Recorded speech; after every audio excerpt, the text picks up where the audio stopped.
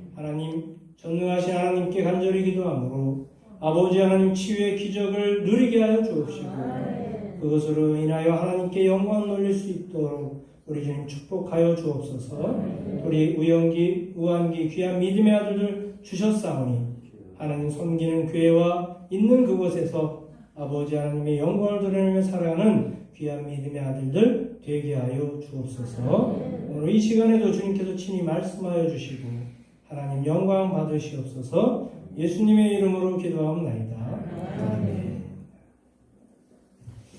네, 우리가 그동안 가정별로 이렇게 코로나19를 맞이하면서 돌아가면서 찬양을 하나님께 영광 돌렸는데 이제 한 바퀴 돌고 오늘 이제 두 번째 시작을 하는 것 같습니다. 그래서 앞으로 여러분들 가정을 위해서 제가 기도해 드리려고 합니다.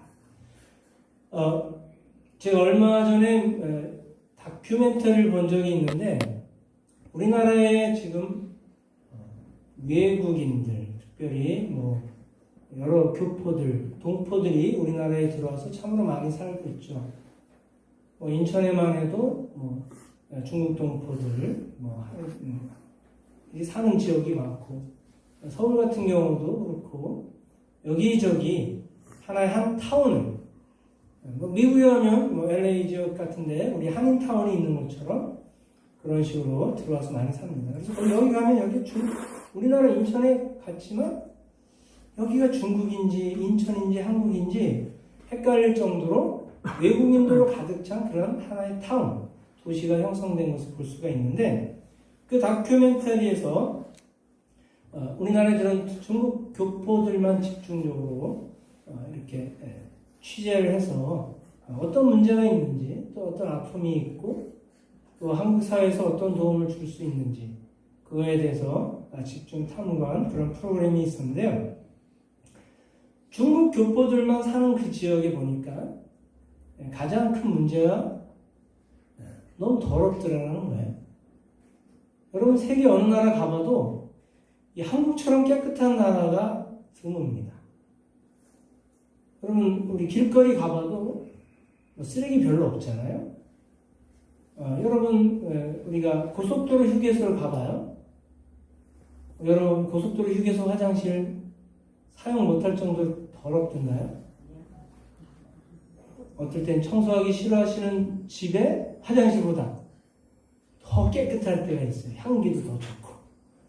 그럴 정도로 여러분 한국이 깨끗한 그런 나라입니다. 그런데 그 인천에 그 중국 교포들만 사는 그 지역에 가보니까 너무 더럽더라는 거예요. 여기저기 담배꽁초도 많고 쓰레기도 그냥 길거리다 막 버리고. 그런데 그게 보니까 그들의 문화더라고요. 문화. 근데 여러분 우리나라 여러분 담배꽁초 함부로 길거리 버릴 수 있나요? 벌금 냅니다. 3만 원 내더라고요. 알아보니까. 담배꽁초 하나 버리는데 걸리면 벌금이 3만 원이에요. 그런데 그 중국 교포들의 삶은 그런 게 전혀 없어요. 담배꽁초가 뭐예요? 쓰레기 이런 거 막 집어던져도 벌금 하나도 안 내고 그럴 정도인데 이게 그 정서와 문화가 다르기 때문이더라는 거예요. 그래도 중국 교포들만 사는 그런 중국 타운이지만 그러나 거기에 한국의 법이 적용이 되기 때문에 한국에서 이제 한국 경찰이 계도를 많이 하죠. 여러 가지 포스터도 붙이고 이곳에 담배꽁초를 버리면 벌금 3만 원입니다. 이런 거 다 붙이고 그랬었어요. 근데 그들의 삶 자체가 그렇지 않다 보니까 한국에 와서 이게 익숙하지가 않은 거예요. 익숙하지가 않은 거예요. 근데 이 경찰이 가다가 담배꽁초를 버린 한 중국 교포를 잡았어요. 그래서 당신 이 한국에서는 담배꽁초를 버리면 벌금 3만 원입니다. 그래서 딱지를 딱 때리는 거예요. 그랬더니 이 교포가 그걸 받아들이기는커녕 막 승질을 하는 거예요. 아니 담배꽁초 보십시오. 얼마나 엄청나게 쌓여있습니까? 근데 왜 하필 나에게만 벌금을 물립니까? 라고 했어요. 엄청나게 소리 지르는 거죠. 그런데 이 경찰이 그 사람에게만 벌금을 물릴 수밖에 없는 상황이었어요. 왜 그럴까요? 그 사람이 눈에 띄어서 거죠. 그렇죠. 딴 사람들이 버리는 그거는 경찰들이 보지 못했던 거죠. 근데 지금 이 사람이 버린 그 순간을 딱 봤기 때문에 이 사람에게만 딱지를 부과할 수밖에 없었던 거죠. 근데 여러분, 이 사람이 억울한 건가요? 뭐 어떤 걸까요? 당연히 그냥 벌금을 내야 되는 걸까요? 법이 그러니까 법을 냈죠. 그렇죠. 억울한 게 아니에요. 그렇죠? 억울해하면 안 돼요. 남들이 막 버리고 그랬는데 왜 하필 나에게만 그러냐? 그냥 딴 사람은 둘째치고라도 자기가 잘못한 거잖아요? 그럼 벌금을 내는 게 합당한 거예요. 왜? 내가 딱 눈에 띄었으니까. 딴 사람들은 눈에 안 띄고. 설령 그랬다 할지라도 나는 벌금을 내야 되는 게 맞는 거다라는 거죠. 여러분, 오늘날 우리의 사회가 그런 것 같아요. 죄를 짓느냐, 죄를 짓지 않느냐. 이게 중요한 게 아니라 내가 죄 짓는 게 들통이 나느냐, 들통 안 나느냐. 이게 더 중요한 시대가 되어버렸더라는 거예요. 남들 다 죄 짓는데 내 죄가 드러나는 거에 대해서 드러났으면 회개하고 돌이키고 감사해야 되는데 이걸 갖고 억울해하더라는 거예요. 세상이 그렇게 바뀌어버렸어요. 그렇다면 여러분, 교회는 어떨까요? 우리 교회는 어떨까요? 내가 죄를 짓느냐 짓지 않느냐, 그게 정말 중요한 것임에도 불구하고 우리가 하나님을 믿으면서도 내 죄가 드러났느냐 드러나지 않았느냐, 이것을 우리가 더 억울해하거나 그러지는 않는지. 여러분, 오늘 본 말씀 보니까 오늘 본 말씀은 서기관과 바리새인들의 이야기입니다. 서기관과 바리새인들은 교회의 지도자급들이죠. 어느 누가 봐도 신앙의 모범이 되는 사람들이에요. 꼬투리 잡기가 쉽지 않은 그런 교회의 열심인 그런 사람들입니다. 자, 이 사람들의 이야기가 나오고 있어요. 자, 이 서기관과 바리새인들, 교회에서 신앙생활을 한다고 하는 사람들의 이 모습, 이 사람들의 신앙생활이 얼마나 엉터리인지를 오늘 예수님이 드러내시는 것을 우리가 볼 수가 있습니다. 여러분, 오늘 이 서기관과 바리새인들이 예수님이 있는 그 현장에, 많은 사람들이 모인 이 현장에 서기관과 바리새인들이 누구를 데리고 옵니까? 가늠한 여자. 그렇죠. 가늠하다가 현장에서 잡힌 여자를 데리고 예수님한테 끌고 온 거예요. 그래서 예수님한테 이야기합니다. 4절 5절입니까? 예수께 말하되 선생이여, 이 여자가 가늠하다가 현장에서 잡혔나이다. 자, 가늠하다가 현장에서 잡혔어요. 그러면 율법에는 이 현장에서 가늠하다가 잡힌 여자에게 율법에서는 어떤 법을 적용하느냐? 그렇죠. 5절. 모세는 율법에 이러한 여자를 돌로 치라 명하였거니와. 율법에서는 바로 이 현장에서 가늠하다가 잡힌 여자에게는 율법의 죄의 대가는 뭐냐면 돌로 쳐 죽여야 돼요. 자, 그러면 그냥 돌로 쳐 죽이면 됐는데 예수님 앞에 데리고 왔어요. 그래서 와서 하는 얘기가 뭡니까? 예수님도 예. 판단하는 거죠. 예. 예수님은 어떻게 하시겠습니까? 예. 5절 하반절입니까? 선생은 어떻게 말하겠습니까? 와서 예수님께 왜 묻죠? 그냥 모세의 율법대로 돌로 쳐 죽이면 되는데. 꼬투리 잡으려고. 그렇죠. 예수님에게 꼬투리를 잡으려고. 6절에 그들이 이렇게 말하는 이유는 이거라는 거예요. 예수님을 고발할 조건을 찾으려고. 예수님을 고발해서 죽일 그러한 조건을 찾으려고 와서 율법 얘기 들먹이면서, 그래서 율법 잘 알죠. 성경 잘 알아요. 구약 잘 합니다. 그걸 들먹이면서 선생님 같으면 어떻게 하겠습니까? 질문을 하는 거죠. 뻔할 뻔짜죠. 뭔가가 저희가 있는 질문이라는 것을 우리가 봐도 우리는 알 수가 있습니다. 자, 그런데 이 사람들은, 서기관과 바리새인들은 예수님이 어떤 사람인지 일찍이 알고 있었어요. 왜냐하면 예수님의 별명을 보면 알 수 있잖아요. 예수님의 별명은 세리와 죄인들의 친구. 이런 별명이 붙었어요. 세리. 그 당시에 아주 사람들이 싫어하는 사람들이에요. 네. 흡혈귀같이 우리의 막 세금을 뜯어먹는 안 좋은 죄인들로 낙인 찍힌 사람들이 세리들이. 그 다음에 죄인들. 자, 세리와 죄인들의 친구라 할 정도로 이런 분명히 현장에서 간음하다 잡힌 이 여인도 불쌍히 여길 거라는 걸 알고 꼬투리를 예수님 잡아주길 꼬투리를 잡으려고 와서 질문을 했다라는 거죠. 자, 그렇다면 여러분들이 이 자리에 계시다면 누군가가 우리에게 물어요. 그랬을 때 여러분들 보고 당신은 이 현장에서 간음하다가 잡힌 이 음란한 여인의 친구군요. 친구 맞나요? 그럼 여러분들 어떻게 대답하시겠어요? 여러분 친구라고 말씀하시겠어요? 난 저 여자 모른다고. 보통 이러지 않을까요? 너무 딱 안면 몰수하기가 좀 쑥스러우면 예전에 본 것 같긴 한데 잘 모르는 것 같기도 하고 막 이렇게 우리가 그렇게 하지 않을까요? 당연히 그러지 않겠습니까? 여러분, 그런데 이 서기관과 바리새인들이 데리고 와서 이 가늠한 여자는 그냥 엑스트라예요. 주연은 누구냐? 예수님이에요. 예수님은 어떻게 죽입니까? 이 여자는 돌로 쳐주기 할 의미 없어요. 이 서기관과 바리새인들에게 하나의 도구예요. 예수님을 잡아주길 도구로 데리고 온 것을 볼 수가 있습니다. 자, 근데 예수님이 바로 대답하시나요? 아니죠. 아니죠. 뭐 하고 계십니까? 땅에다 글씨 쓰고 있죠. 그렇죠. 속 터질 정도로. 네? 아무런 대답은 안 하시고 땅에다 뭐 하냐?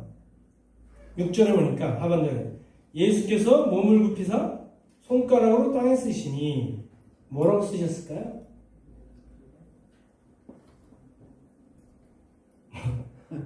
뭐라고 쓴지 몰라요. 그렇죠? 그러니까 이 서기관과 바리새인들이 빨리 고발할 조건을 찾아야 되는데 예수님이 대답 안 하고 엉뚱한 짓만 하고 그러시니까 그들이 7절에 그들이 묻기를 맞이하는 자냐. 자꾸 묻는 거예요. 예수님 대답하세요. 대답하세요. 속 터지게 왜 대답을 안 하고 뭐 땅에다 끼작끼작 댑니까? 묻기를 맞이하냐는지라 이건 계속 질문했다는 거예요. 어떻게 생각하세요? 어떻게 생각하세요? 어떻게 생각하세요? 빨리 말하세요. 빨리 말하세요. 빨리 말하세요. 네. 그러다가 그랬을 때 예수님이 땅에 쓰시다가 한마디 하십니다. 뭐라 말씀하십니까? 그렇죠? 예. 7절 하반절에 보니까 너희 중에 죄 없는 자가 먼저 돌로 쳐라. 죄 없는 자가 먼저 돌로 쳐라. 여러분, 그렇다면 그 자리에 서기관, 바리새인들, 또 예수님 잘 믿는다고 하는 사람들이 수두룩하게 있는데 현장에서 간음하다 잡힌 이 여자에게 돌 던질 만한 사람이 한 명이라도 있어야 될까요? 없어야 될까요? 없어야 될까요?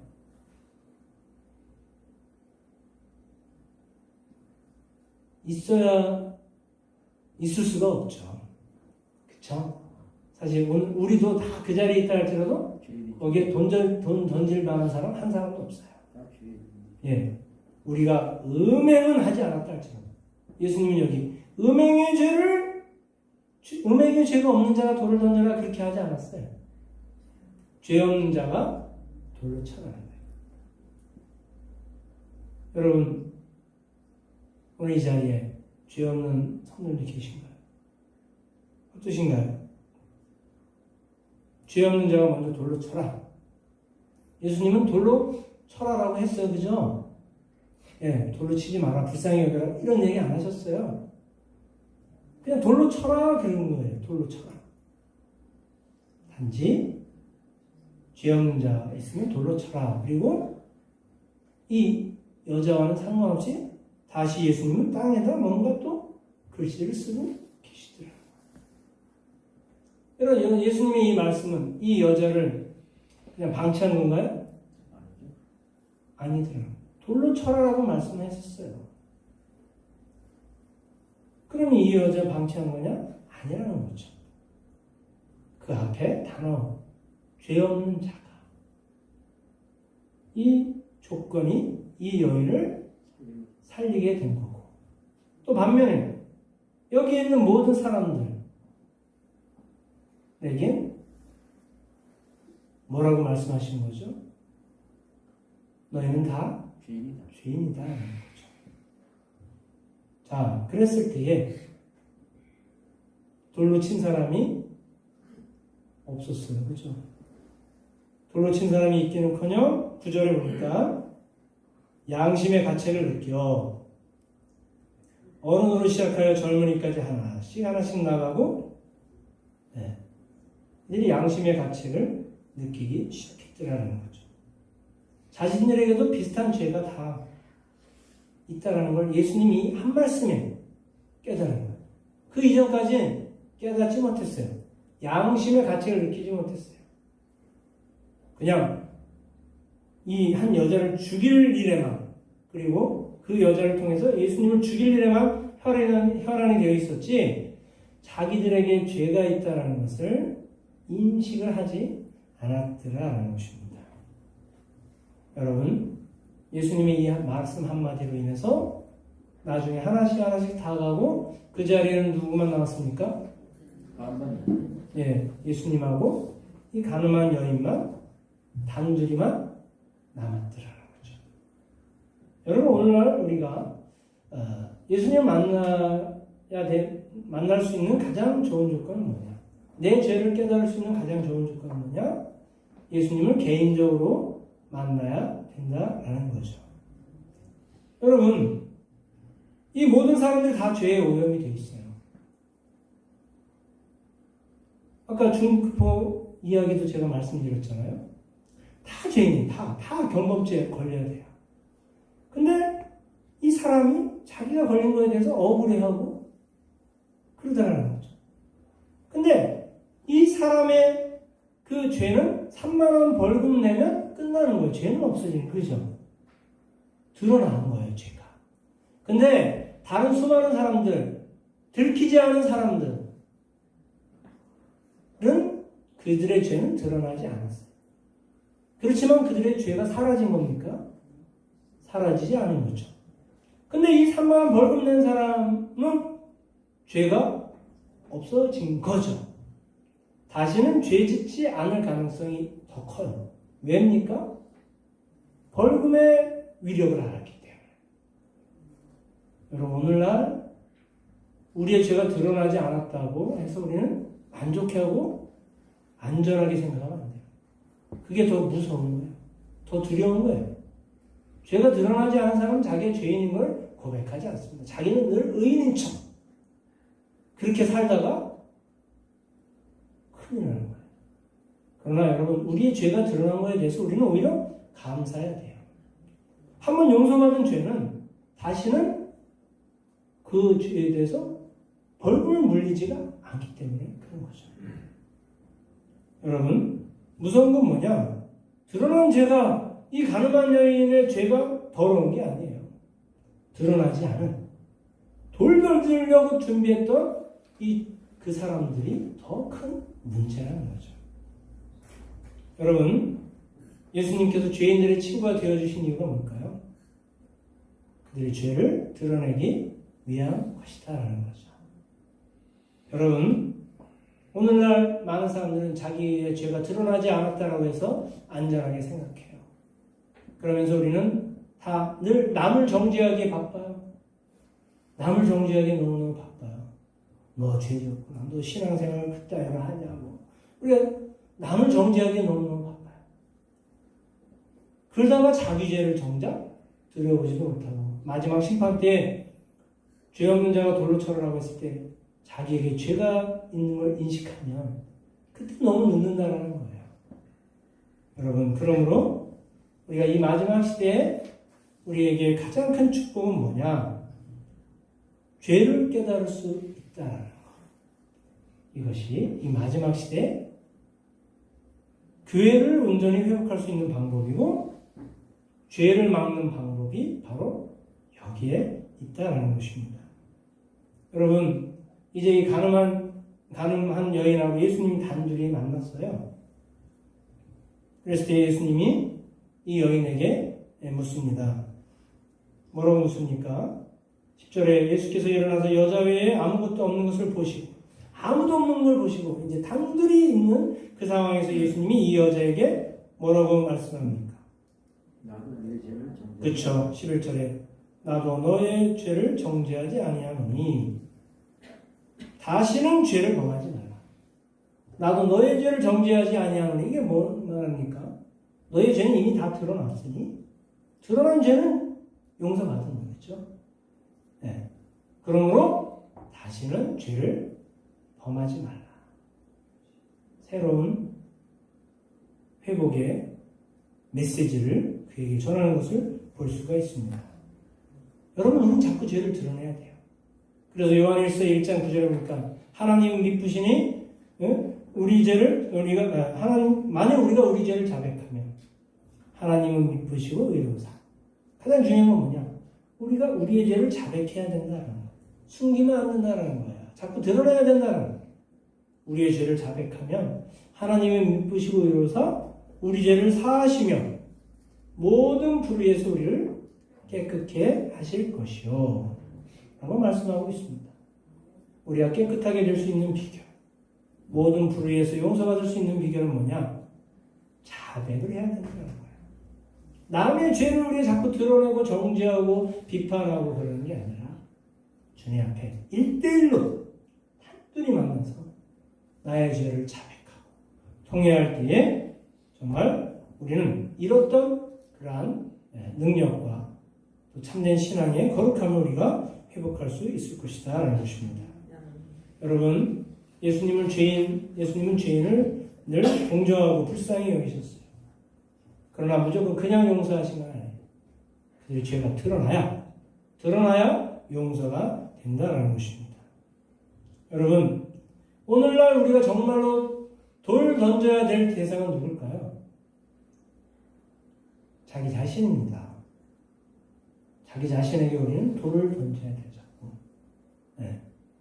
내 안에 있는 죄된 속성에 자꾸 우리가 돌을 던지고 내 자신을 회개하고 돌이킬 때에 우리가 온전한 회복의 역사를 누릴 수 있다는 것입니다. 여러분, 오늘날 주님은 우리를 기다리고 계십니다. 정말 이 여자 옆에 서서 정말 우리가 이렇게 고백하기 원하죠. 하나님, 사실은 이 여자 못지않게 나도 부패한 죄인입니다. 주여, 내가 그동안 숨겨졌던 죄인입니다. 신앙의 그럴듯한 허울로 나의 죄를 덮고 내가 의인인 것처럼 그렇게 착각하며 살았는데, 하나님, 그럼에도 불구하고 나를 용서하시고 미쁘시고 의로우셔서 정말 내가 만약에 나의 죄를 자백하면 나의 죄를 다 용서하여 주실 줄로 믿습니다. 여러분, 하나님은 우리가 그렇게 고백하기 원하신다는 거예요. 우리 죄가 드러나야, 자백해야 그때의 십자가의 보혈이 우리를 깨끗게 하시고 부활의 능력이 나타날 수 있기 때문이다라는 거예요. 여러분, 이 코로나 시국에 우리가 정말 소망을 가지고 이 어려움을 우리가 이겨내야 되지만, 그러나 이 어려운 시국에 우리가 잠잠히 자신의 모습을 돌아볼 수 있는 그런 축복의 시간이 될 수 있기를 간절히 축복합니다. 그래서 우리의 모든 부족하고 연약한 죄된 모습들 다 깨끗이 씻김받고 우리를 새롭게 하시고 다시는 죄를 범하지 않게 하시는 하나님의 의로운 삶을 살아가는 저와 여러분들 되실 수 있기를 주님의 이름으로 간절히 축원합니다. 오늘 말씀 마음속에 내세우는 소리 함께 조용한 목소리로 하나님, 나의 죄를 용서하여 주옵시고 우리가 늘 자백하고 통회하고 고백하는 가운데에 언제나 거룩함과 경건함으로 살게 하여 주옵시고 하나님, 나를 새롭게 하시고 나를 의롭게 하실 분은 십자가의 보혈뿐임을 우리들이 고백하며 살아가는 그러한 우리 자신이 되게 해달라고 우리 주여 한번 외치시고 함께 합심하여 기도하겠습니다. 주여, 하나님 감사합니다. 하나님, 코로나19의 그런 시국 속에서 먼저 우리 자신의 모습을 돌아봅니다. 하나님, 곰곰이 우리가 그동안 두려워야 될 것들이 무엇이었는지, 우리가 참되게 정말 온전한 모습으로 정신 차리고 회복해야 될 것들이 무엇이었는지를 하나님 깨닫습니다. 하나님, 부족하고 연약하지만 언제나 우리의 모든 것을 용서하시고 품어주시는 하나님의 은혜가 있기에 아버지, 우리가 이제까지 살아왔음을 고백합니다. 하나님, 정말로 오늘 이 시간에도 우리가 정말로 남들을 보기 전에 먼저 내 자신의 그러한 부족했던 모습들, 죄된 모습들을 돌아보게 하여 주옵시고, 하나님, 정말 우리가 남에게 돌을 던지기 전에 먼저 내 자신에 있는 연약함과 부족함을 향해서 돌을 던지고 회개할 수 있는 그런 축복의 성도들 되게 하여 주옵소서. 하나님 감사합니다. 영광 받으시옵소서. 오늘 여러 역사를 은연히 주시고 함께 해주시옵소서. 감사합니다. 영광 받으시옵소서.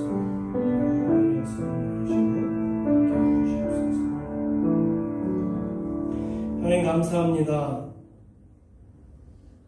하나님, 오늘 말씀을 보니까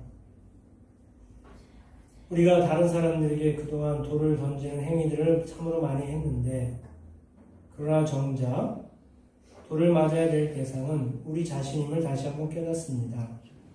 하나님, 정말로 우리가 우리 자신에 있는 죄된 모습들, 악한 습성들, 이 모든 것들을 향해서 우리가 먼저 돌을 던졌어야 됐는데, 나는 의로운 양, 내가 이 정도 신앙생활 했으면 남들보다 괜찮은 양, 그렇게 어리석게 안주하며 착각하면서 살았던 모든 모습들 용서하여 주옵시고, 하나님, 언제나 우리를 불쌍히 여기시고 우리를 용서하시는 하나님의 은혜 속에 우리가 새로운 힘을 얻고 정결케 되기 위하여 늘 자백하고 통회하며 자기 자신을 깨끗게 하는 가운데에 아버지, 나로 인하여서 그 깨끗함이 흘러 넘쳐 나의 주변의 모든 성도들에게, 우리 교회에 넘쳐나고 더 나아가 이 제천시를 덮을 수 있는 그런 축복된 우리 교회가 될 수 있도록 역사하여 주옵소서.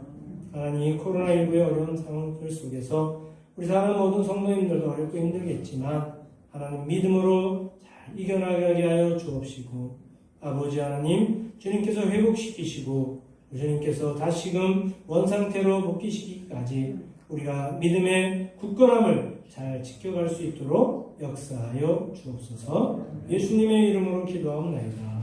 아멘. 우리 함께 찬송가 280장 부르시면서 우리의 주님을 봉헌하시겠습니다.